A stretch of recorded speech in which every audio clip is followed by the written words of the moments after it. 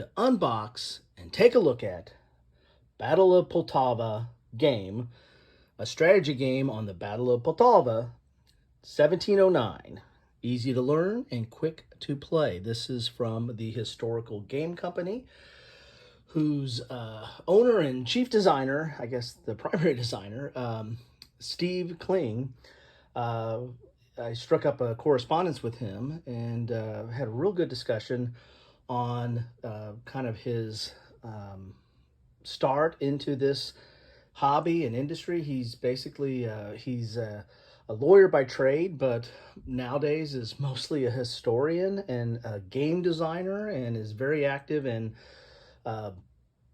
supporting museums in the St. Louis area. And his focus is really on kind of the pre-Revolutionary War period, but actually branches out into other games like this one. And this is Poltava. This is a really important battle, an interesting battle. You're pitting two great leaders, Peter of Russia, Tsar Peter, and Charles of Sweden. And this is kind of the high watermark of Sweden. With Gustav Adolphus in the 1600s, and now with Charles, really hit a high point on Swedish military dominance in the region. But this is kind of fades after this. This is the last, kind of one of the last big hurrahs here. Again, an interesting battle. This is the Great Northern War of the early 1700s. And I have a few games on this, but this is not a game that is, covered as much as other famous battles. And this is an interesting one. So let's take a look at the back of the box here. And I'll have to say, as part of my correspondence with Steve, he had Blue Panther send me another sampling of their games. I had bought 3 of their games. I got 3 other ones. So spoiler alert, this is what you're going to be getting from me for a while here. From the Historical Game Company, from Steve, and from Blue Panther. And Blue Panther is the third-party sourcing arm for not only the Historical Game Company, but for several smaller war game publishers. I mean, they have Hollandspiel, White Dog, Catastrophe Games, Red Sash Games, I believe. Did I say White Dog? Yes. I mean, there's a few. Schultz, I think they do some games for them. So they're basically a third-party sourcing arm. So the game company can do the design and come up, with the gameplay. But the Blue Panther is the one that kind of sources it. So a lot of the counters are going to look the same, or the maps might look the same, or the cards or the bits might look the same, but the game companies, it's their design. Now, with the Historical Game Company, one thing I really like about this series of games is that they all have a similar mechanic. I mean, they have a smaller footprint on the map, not a ton of counters.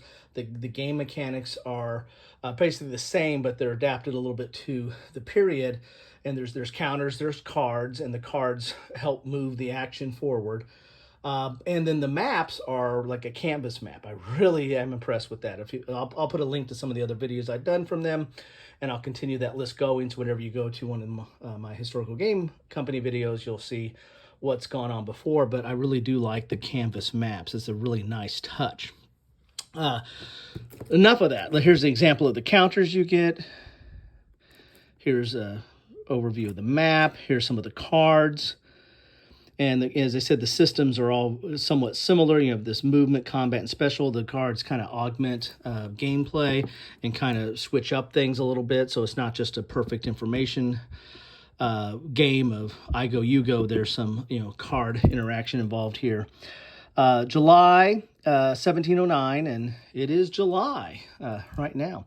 The Swedish king and great captains Charles the 12th has invaded Russia and is besieging Russian town of Poltava to bring the Russians to battle. Russian Tsar Peter has arrived but has sheltered the bulk of his army in a fortified camp and has built several redoubts to cripple any Swedish attempt to attack. The Swedes are undaunted, and although their king is injured and has to be carried in a litter, are they prepared to annihilate the Russians in one grand attack? The stage is set. The Battle of Poltava is a low-moderate complexity tactical game covering the climactic battle of the Great Northern War in 1709. The game takes about 90 minutes to play. One player commands the Swedish forces, and the other player commands the Russian forces. So let's get in here. And as I said, if I remember correctly, I've got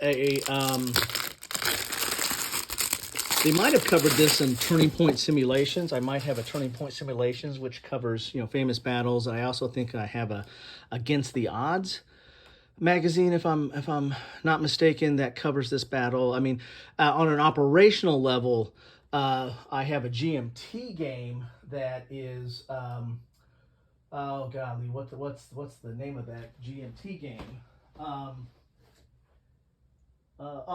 Pax Baltica. Pax Baltica, which is a block game and operational. So it's really not about Poltava, but it's about the whole Northern War. And it's a block game. So anyway, enough of all that. You want to see what's in these boxes here. So the boxes, the cards, the counters are all going to be very similar from a Blue Panther production quality. And if you've bought any of the other any games from the other companies that they source for, you're going to see a lot of similarities here. Got a couple of dice here. Here are the cards. We'll take a look at those in a second. Ooh, everything is wrapped in here. So that's different. I don't remember stuff being wrapped before. Let's see what we got in here, this bag. So I got me a baggie in here as well. So we have the rules here. Oh, there's that canvas map.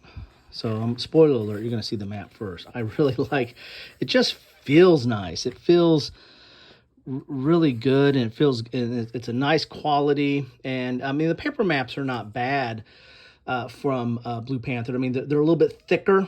And sometimes they're a little bit different kind of cut, the way they put them in the box. But they're a good thickness. It's not your typical, type of map that you see from other war games. There's a good thickness, but that thickness, I mean, there's no gloss on it, and with that thickness, sometimes they're hard to kind of fold and put back in the box. These canvas maps, I really like these. And some game companies like Hollandspiel that goes through Blue Panther, they might offer a canvas map as a upgrade from time to time, but these come standard with the historical game company, at least all the games that I've picked up from so far. So you have some holding boxes here for eliminated units. You've got a game turn track here. Here, I imagine, are some of the redoubts. And it's almost like you've got a little bit of a siege element going on here. And I did ask Steve that in our correspondence. I said, do you have a thing for sieges? Because a lot of his games, or either have siege in the title, or the focus is partially on a siege or fully on a siege. And he says no. I mean, he covers a lot of other games. It just so happens that some of the battles that he decided to cover, have a siege element. And that's another thing I like. That was the two areas that Steve and I have in common, other than both being lawyers and both being involved in the wargaming industry. He's a little bit more involved than I am, because he's actually has a company and is publishing games on a regular basis. But and I'm covering them at least. But we both are interested in some of the obscure battles. We're not going for the standard fare when it comes to war games, and he's covering some topics that are somewhat local sometimes. They're around St. Louis and the Midwest, and we'll get to that as I cover some more of their games. But also, like, Poltava is a really important battle, but is not covered as much. Definitely not as much as Gettysburg or Waterloo or the Bulge or Normandy or or Stalingrad. I think he does have a game on Stalingrad, so I gotta back off there a little bit. So anyway, so that's the map. I really like these canvas maps. Here are the counter. Oh, there's another die here. So it got me 3 dice, and these dice are a little bit different. I wonder if that was just a bonus, because these 2 dice are the same, and that one's got me a bonus. And here's another deck of cards here. I wonder if they're they look somewhat different. I'll have to look at those. Then we have the counters here. Wow, not a lot of Swedish counters. They look like they're outnumbered maybe 2 to 3 or maybe 2 to 1 possibly. And they're dual-sided.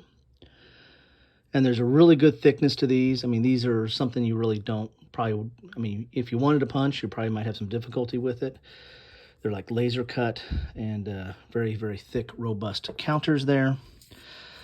Here are the, what they did was, this was the folio. So that's another thing too. Their games come in folios and come boxed. And so if you get a box version, you get a box version. And if you get a folio, you get a folio.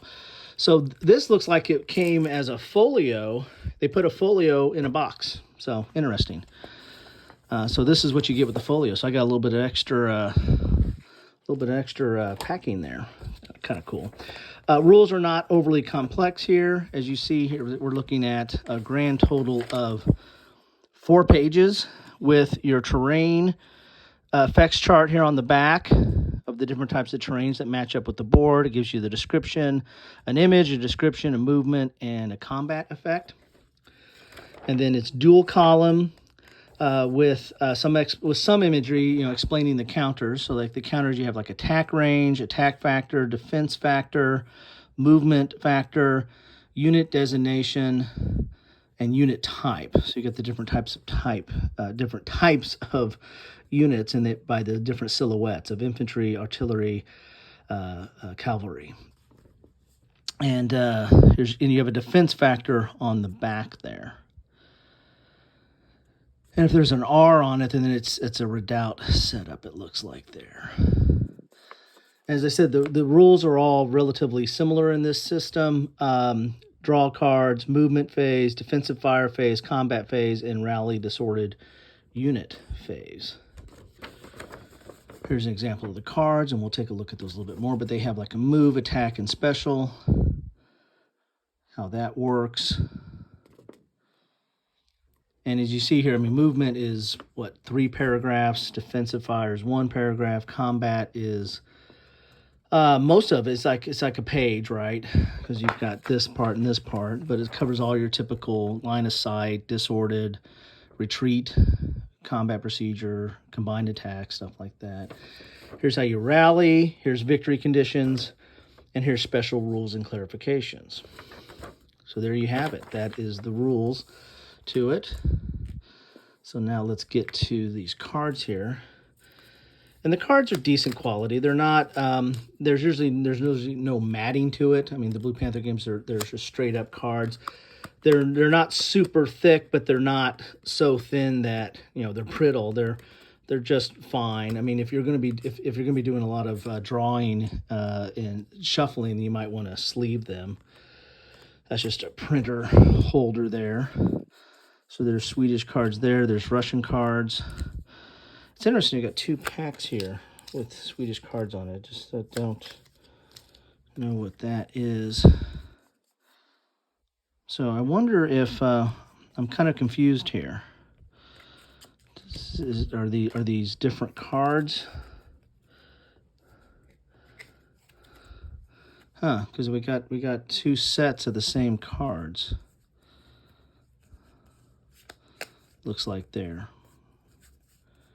So I don't know what that means. So interesting. I don't know if I'm supposed to get 2 sets or if one was just a bonus set, because the printer things here are different. Don't know. Okay, so let's see if we got the same thing with the Russian. So maybe I just got a bonus because I got the they put a deck of cards in for the box version, but they'd already put the deck of cards in the folio edition. So maybe that's what happened there. So Tsar Inspires, I think I did get, yeah, I think these are the same cards. Let's see if there's anything different between these 2. Nope. He's a little bit darker. Just a little bit. So interesting. So here's an example of the cards. I mean, you're going to have a image. All the images are going to be the same for the. I mean, there's going to be two different images, but they're going to be the same for each of the factions. Same image for each card on the faction. You have what it affects on move and attack, and if it has any special effects on there. So there you have it. That is the Battle of Poltava. Very pleased with this system and how it plays, and really like this from the Historical Game Company and my new friend Steve Kling. I think I said Kling before, didn't I? Hopefully I did. Long day of work, and I just wanted to get this unboxed and in front of you all. So there you have it. This is another one from the Historical Game Company. So initial thoughts here: consistency, the maps with the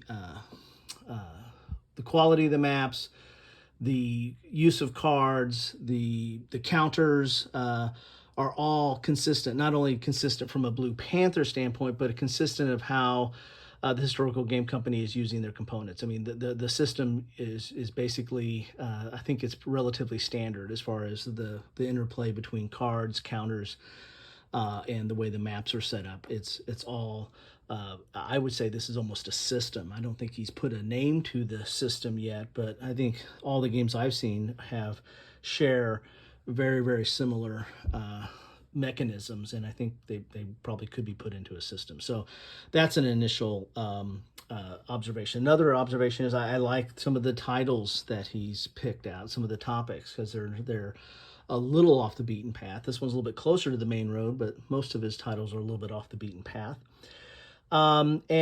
These look like a smaller footprint. These games don't look like they take that long. I mean, although this one has 24 game turns on it, but I don't think these games really outstay their welcome. The rules are not that much of an investment. I mean, 4 pages, come on. Really less than 4 pages because you have a terrain chart. Who of us cannot, digest that in a quick read and then, punch out counters and start pushing them around the board, which is, isn't that why we're here? Anyway, so that's what I have for you today. Love to know your thoughts on this game or on any of the Historical Game Company's titles. What do you think about this? What do you think about this system, as I'm starting to call it?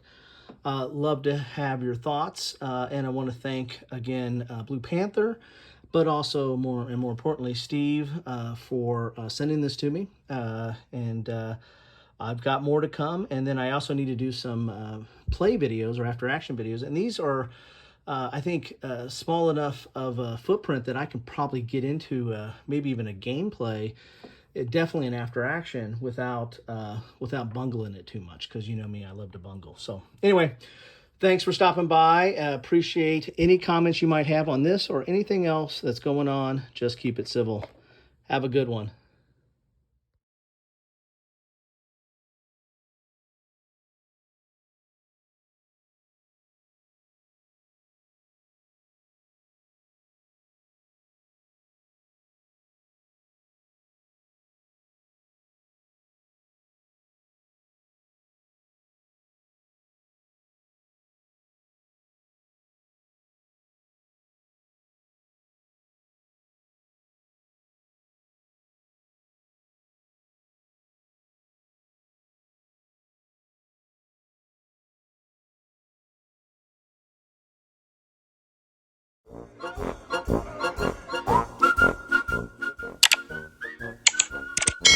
Thanks for watching.